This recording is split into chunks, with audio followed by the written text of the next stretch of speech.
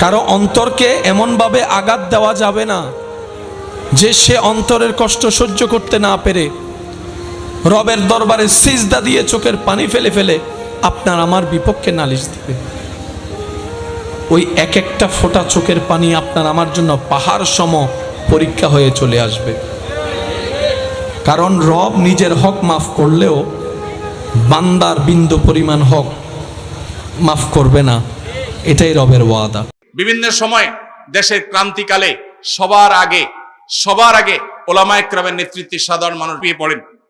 ওলামা একরামের অক্লান্ত পরিশ্রম থাকে, অনেক অবদান থাকে, সেগুলোকে অনেক মিডিয়া আছে উল্লেখ করতে পর্যন্ত তারা কার্পণ্য করে।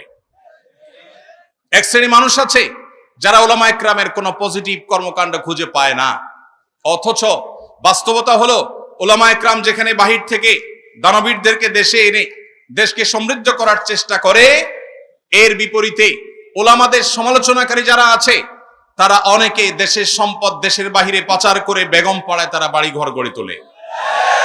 প্রিয় ভাইরা আমার, ওলামা একরামকে দেশের জন্য অবদান রাখবার সবক দেওয়া মানুষগুলো অনেকেই আছেন যারা দেশ প্রেমের জিগির মুখে তোলেন, অথচ দেশকে লুট করে দেশের বাইরে সম্পদ পাচার করে সেখানে নিজের আখের গুছিয়ে শুধুমাত্র এখানে দেশপ্রেমের অভিনয় তারা করে থাকেন। সময় এসেছে ওলামা একরামের সে অবদানকে স্বীকার করবার। সেই ব্রিটিশ বিরোধী আন্দোলন থেকে নিয়ে শুরু করে এই 24শে জুলাই আন্দোলন পর্যন্ত প্রত্যেকটা ক্ষেত্রে মাদ্রাসার ছাত্রদের ওলামা একরামের যে ত্যাগ বরাবরের মতো সেটি অবমূল্যায়িত হয়েছে। কোন সেক্টরে কোন ক্ষেত্রে যথাযোগ্য মূল্যায়ন তো পরের কথা, ন্যূনতম মূল্যায়ন, ন্যূনতম কখনো সেই অবদানের স্বীকৃতি এই সমাজ কখনো দেয়নি। সময় এসেছে সেটির পরিবর্তন করবার, সময় এসেছে সেই অবস্থাকে পরিবর্তন করবার। আমরা আরশের মালিকের কাছে দোয়া করি, আল্লাহ রাব্বুল আলামিন এদেশের ওলামা একরামের যে অবদান আছে সেগুলোকে স্বীকৃতি দেওয়ার তৌফিক আমাদেরকে দান করুন। ওলামা একরামের যে অবদান আছে সেগুলোকে আমাদের এই সমাজে সবচেয়ে বড় অভাব, সবচেয়ে বড় খরা, সবচেয়ে বড় দুর্ভিক্ষ হলো সৎ এবং সৎ মানুষের। আমাদের অনেক পরে স্বাধীনতা অর্জনকারী পৃথিবীর বহু দেশ আমরা খুঁজে পাই, যেই দেশ আমাদের চাইতে অর্থনৈতিকভাবে, জ্ঞানে বিজ্ঞানে, তথ্য প্রযুক্তিতে, অবকাঠামোতে, গবেষণাতে, অন্য অনেক সেক্টরে তারা আমাদের চাইতে বহুগুণ এগিয়ে গেছে।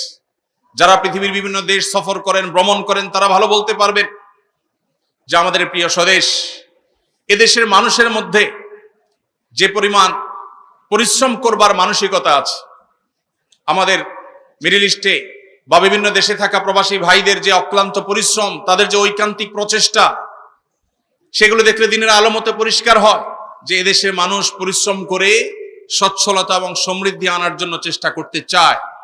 দুর্ভাগ্যজনক বাস্তবতা, দুর্নীতি, অনিয়ম, অপশাসন এগুলো আমাদেরকে পিছিয়ে রেখেছে। কোনোভাবে আমরা এগুলোকে ওভারকাম করে সামনে এগোতে পারছি না।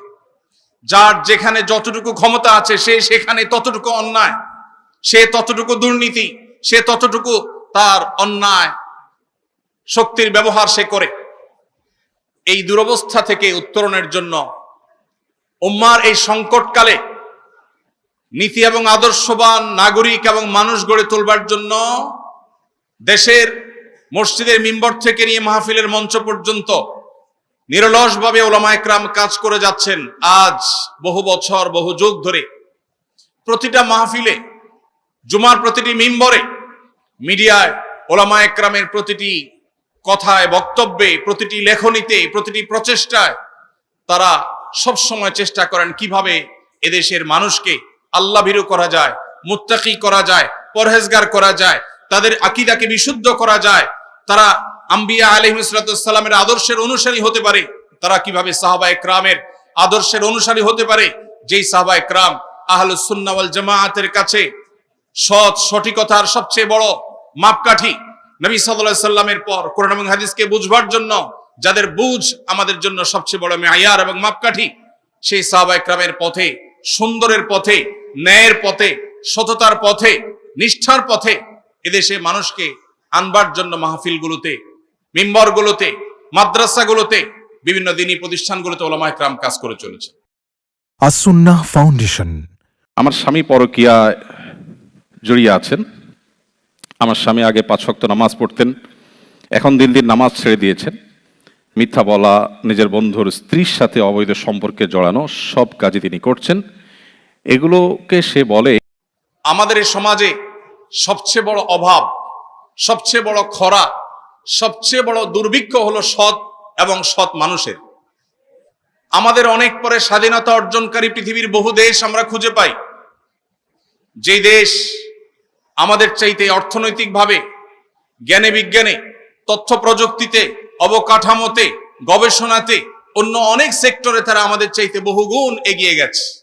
যারা পৃথিবীর বিভিন্ন দেশ সফর করেন, ভ্রমণ করেন, তারা ভালো বলতে পারবেন যে আমাদের প্রিয় স্বদেশ, এদেশের মানুষের মধ্যে যে পরিমাণ পরিশ্রম করবার মানসিকতা আছে, আমাদের মিডল ইস্টে বা বিভিন্ন দেশে থাকা প্রবাসী ভাইদের যে অক্লান্ত পরিশ্রম, তাদের যে ঐকান্তিক প্রচেষ্টা, সেগুলো দেখলে দিনের আলোমতে পরিষ্কার হয় যে এদেশের মানুষ পরিশ্রম করে সচ্ছলতা এবং সমৃদ্ধি আনার জন্য চেষ্টা করতে চায়। দুর্ভাগ্যজনক বাস্তবতা, দুর্নীতি, অনিয়ম, অপশাসন এগুলো আমাদেরকে পিছিয়ে রেখেছে। কোনোভাবে আমরা এগুলোকে ওভারকাম করে সামনে এগোতে পারছি না। যার যেখানে যতটুকু ক্ষমতা আছে সে সেখানে ততটুকু অন্যায়, সে ততটুকু দুর্নীতি, সে ততটুকু তার অন্যায় শক্তির ব্যবহার সে করে।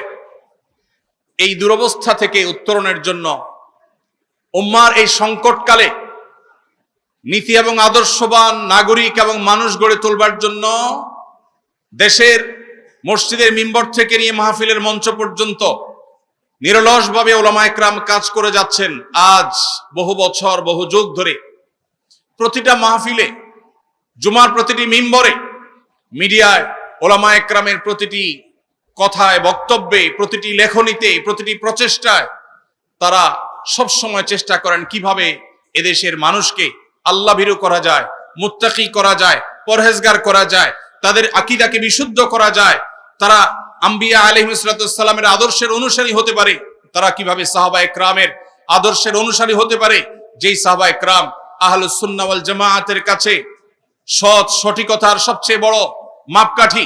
নবী সাল্লাল্লাহু আলাইহি সাল্লামের পর কোরআন এবং হাদিসকে বুঝবার জন্য যাদের বুঝ আমাদের জন্য সবচেয়ে বড় মেয়ার এবং মাপকাঠি, সেই সাহাবায়ে কেরামের পথে, সুন্দরের পথে, ন্যায়ের পথে, সততার পথে, নিষ্ঠার পথে এদেশে মানুষকে আনবার জন্য মাহফিলগুলোতে, মিম্বরগুলোতে, মাদ্রাসাগুলোতে, বিভিন্ন দ্বীনি প্রতিষ্ঠানগুলোতে উলামায়ে কেরাম কাজ করে চলেছে।